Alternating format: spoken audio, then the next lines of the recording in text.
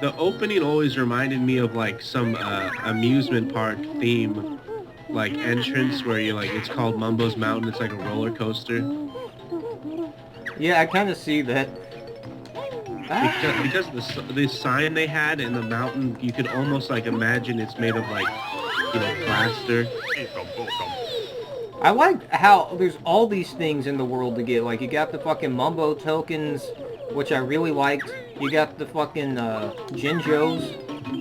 I mean, you got the musical notes, which were the bane of my existence as a kid. The way they do that note score, dude, was so fucking confusing. Like, do you know how the note score works? No. It's like, because you have those doors that won't open unless you have enough notes. So you gotta, like, get all the notes, and if you die, your note score resets. So all the notes are there, so you could die and go collect 20, like, say you collected 20 notes before you died. But then when you come back, those 20 notes you collect won't count at all because you didn't fucking find any new ones. You have to break the previous note score. That made the game so fucking hard. They actually took it out in the Microsoft Live version and just had it where the notes completely disappear once you pick them up. That bull, and whenever I was around that bull, like, it always created a really tense situation. Like I was always like, oh shit, I gotta get past this thing as fast as possible. I tried so many times to kill him, but you don't kill him. He's a completely invincible enemy. I wonder why they put an invincible enemy at the beginning of the game. Well, accidentally killed his dialogue, but... They should, like, that's a really good thing to do in games, I feel like have a lot of easy enemies in the first area, but also put this one really tough enemy in the area that like the Black Knight in Dark Souls, just shit like that. It ends up being so cool to me. Oh boy, first Dark Souls reference. Yeah, well, whatever, faggot. Well, the Black Knight can be killed, though. That's true. I remember when my dad saw me playing this once, and I killed these termites. He's like, that's a little graphic, don't you think? Because they exploded into, like, body parts. Okay, here we get a new move. But yeah, you're right about the collectathon thing. Like, the fact that everything has so much personality that you collect and, like, it's just so unique doesn't even make you feel like you're just picking up a bunch of different things you have to collect. Like, saving those Mumbo, or what are they called? Jinjos. Jinjos? Saving the Jinjos actually felt like a quest. Like, it didn't feel like I was collecting things. It completely tricked me as a kid to make me think I was doing something very separate from, like, collecting the Jiggies when I was saving the Jingos. The Jingos? Jinjos. Gizmos. Never feed Mogwai after midnight. Okay, stop talking to me. I think we're finally at the point where they stop talking to you so much. Okay, now we got the Mario ground pound. You gotta be more social, Wes. You know what you're asking of me. Honestly, this isn't even, like, the best area to come to yet, because we don't have the ability to do the eggs yet, but whatever. I know all the eggs have to tell you what they are. I mean, I would love to fucking play games like this now. Oh no! It's actually just funny, like, I just imagine, like, playing this game now. It's like, okay, even the fucking eggs are gonna talk to me. I know, like, everything talks to you, and... Oh, there's a Jingo. It's actually, another Jinzo there. But it's actually pretty, like, it's pretty decent as far as, like, having a sense of humor, where just, like, literally everything is just gonna start talking to you. Like, oh, hey, how's it going there, Banjo? Yeah, like the fucking walls have eyes. The eyes just push out of the walls like, hey, Banjo, hop on my back. I don't like hop on the back, but... you can get up here without that fucking talon trot thing. Ha, I did it. It's a really good way to... this was a cool area. Yeah, this is a cool area. I mean, it still is cool, but I thought this looked really cool. This is one of my favorite areas in the level. Ooh, another Jinzo. Look at how the world just goes off into a green nothingness with one cloud. Yeah, it's kind of weird. Oh god, the cloud is just like... It just doesn't, like, change shape at all. It just drifts across like some behemoth. There's one other cloud, and then... God, that's some blue sky. I've never looked directly at the sky like that before. But there's just a whole bunch of stuff right here. I mean, dude, in this first level, they just fucking throw everything at you right out in the open. And the other levels actually get pretty fucking hard, but... You know what's lame? As a kid, I liked Banjo-Tooie a little bit more because I thought it was cooler to be able to shoot the eggs. Oh, really? Yeah. I never even beat Banjo-Tooie. Like, I like this one so much better than Banjo-Tooie. Although I do like Banjo-Tooie, it's just, it's too large with way too much backtracking. Yeah, I completely agree about Banjo-Kazooie being better. This was like the last Rare game that didn't have a ton of like extreme collecting and backtracking. But this move right here is like the most important move in the game to me because I could not fucking find this move when I first fucking got the game. And it made me repeat that area in the overworld that, you know, I'll talk about more when we get there, but it's just, you need this trot for like so much stuff. And when I didn't fucking have the trot, it just drove me insane. But it was just right there, like how was I missing it? Yeah, I actually missed the trot as well. Like, I remember trying to scale that hill without the trot for so many times. I know, dude. It's like, how did we miss the trot like so frequently? Everyone missed the trot. Let's be honest. I don't know. I don't feel like it. If so, Yeah. then I don't know. Oh shit! Well, it is kind of strange that both of us did, but yeah, you know. It's just there's already another character to interact with, and he's weird. He's like, don't touch Conga's blocks. He just has blocks with oranges on them that you make him destroy by throwing oranges at them, and that's how you He's just like, what the fuck? just some stupid, angry gorilla. I know, it's just some stupid angry gorilla that fucking, you honestly just show up and terrorize, cause... And when you defeat him, he calls you clever. Like admitting that you bested him. My inferior intellect has been bested by this clever bear and his bird psychic. And I just fucking give this Chimpy a fucking orange. Like, Oh, I'll give Chimpy more than an orange. Come here, Chimpy. Chimpy, just the lost character of Banjo-Kazooie. Is that the last time you see Chimpy? That's the only time you ever Dude, see that is Chimpy. really funny to me. Me too, That they dude. gave him a name and a personality and everything. They gave him a character model, it's in the game, they gave him dialogue, they gave him a personality, and he's only in the game for like 10 seconds. Dude, that's the attention games need to have. And they had budgets that were way smaller. It's pathetic. The difference in quality is pathetic. I like those witch switches a lot. I always thought like I found something really secret when I found them. Yeah. Especially because it's got the, like, it's got her face on it, so you think like, oh wait, what the hell? This is invading this perfect wonderland I'm in. Right, you know, although this perfect wonderland is all there because you're in her fucking lair. Like, why does her lair have all these, like, nice worlds with, like, nice characters to interact with and shit? With, like, Chimpy. What's Chimpy's fucking backstory? Like, why is he here in this world? Does he even know who Grunty is? Well, Whoa, Chimpy Banjo. is Congo's grandson. It's Conga. It's Jinzo. And now you just fucking shoot eggs at him. Or I must have liked the new Banjo-Tooie because you could use a bunch of different types of eggs. That was pretty cool. Too bad it was wasted on a gay-ass game. Oh, is he wearing a little halter top? Yeah, he's like wearing like a bra, pretty much. Look, you just broken his spirit. Oh, Conga is a girl.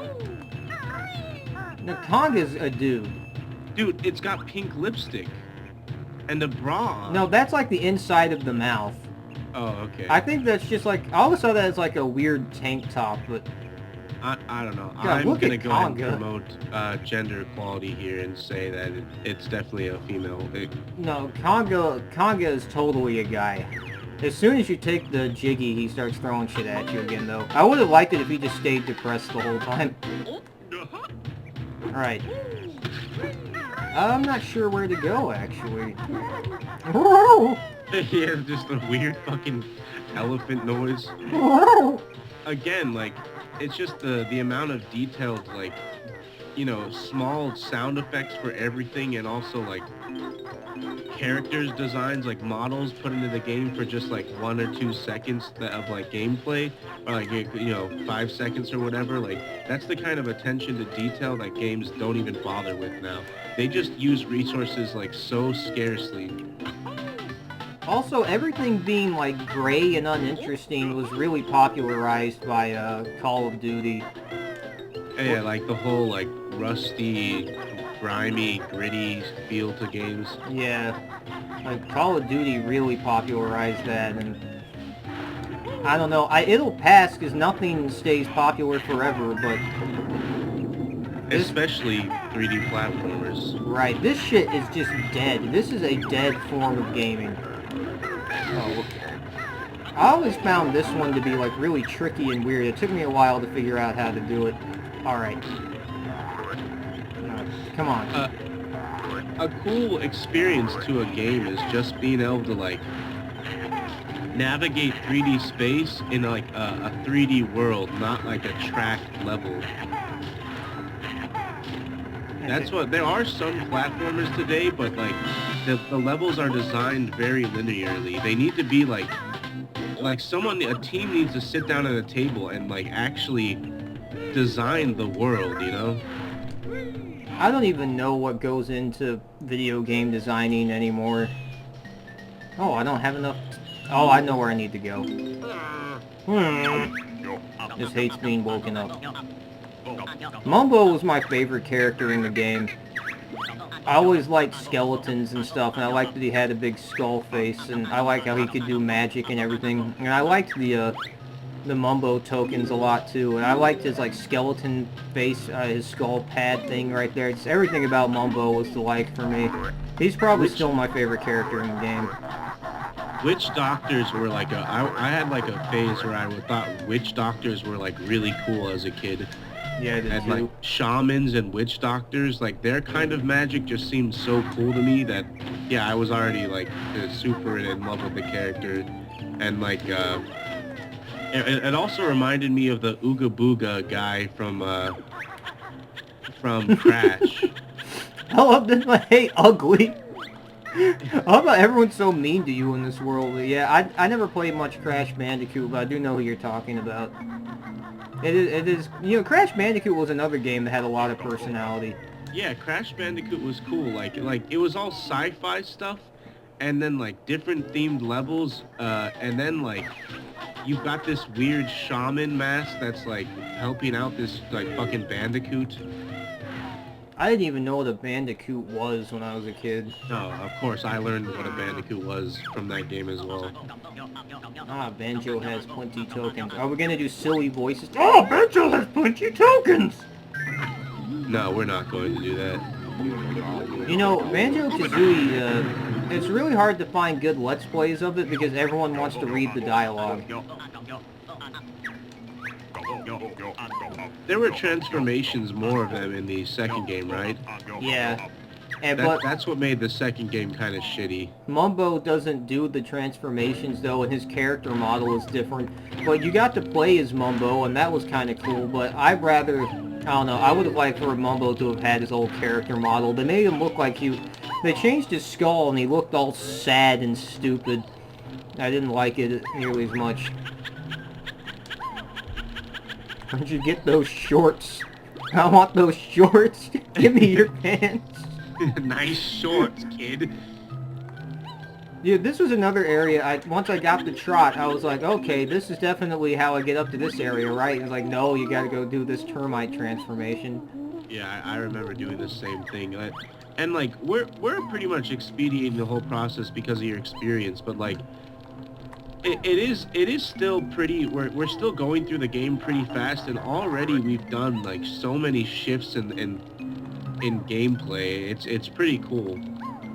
Yeah, we're already playing as like a different creature now. Like, that's pretty And it's cool. not... Oh, go ahead. I'm just saying that's pretty cool how we're already playing as like a different creature. Like there's transformations and shit. Yeah, and it's not compensating for like a poor system. Like a lot of games do that. They change up the gameplay because like your character is just general like physics and like move set or whatever like is really limited.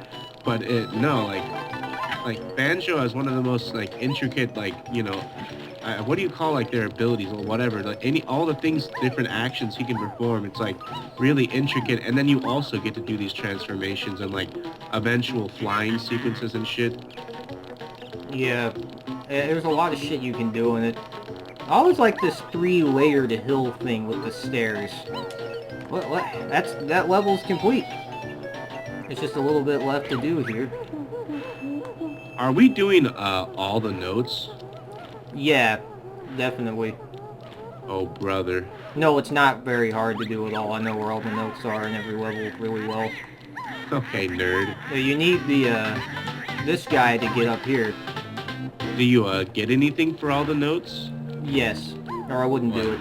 But yeah, right here, this drove me crazy because you fucking turn back into your into Banjo-Kazooie as soon as you get right here. And before I had unlocked the Talon Trot, I remember thinking this area over here was like impossible to get to, and then I was like, oh well, you get more traction with the Talon, I mean not the Talon Trot, with the ant transformation, but then you couldn't fucking get over here, and I tried so hard to trick the fucking game into thinking that like I could get farther, and I was like sure, like, oh, I got a little bit farther that time. And I spent like a day trying to do that until I finally figured out to use the Talon Trot. I actually did the exact same thing. Really? I thought that it was. I thought that the ant thing was on a timer, and that the timer kept expiring just as I got in there, and I kept trying to go there as fast as possible, and I just kept thinking like it just ran out the second I got there, and I was getting like pissed because I thought you had to be the ant to go up that hill. Yeah, I did too. It probably tricked a lot of people. Here's the note doors and why they're important, because you can't progress through the game without them. Although you see, you don't need all of them. But some of the note doors get ridiculous, like 700 notes to open. God, I felt like just a master when I broke that first note door. What? I didn't mean to do that. My control stick got stuck and it just went right back out. What do you say we take a little break? Yeah, let's go ahead and say goodbye to our friend Banjo for a while.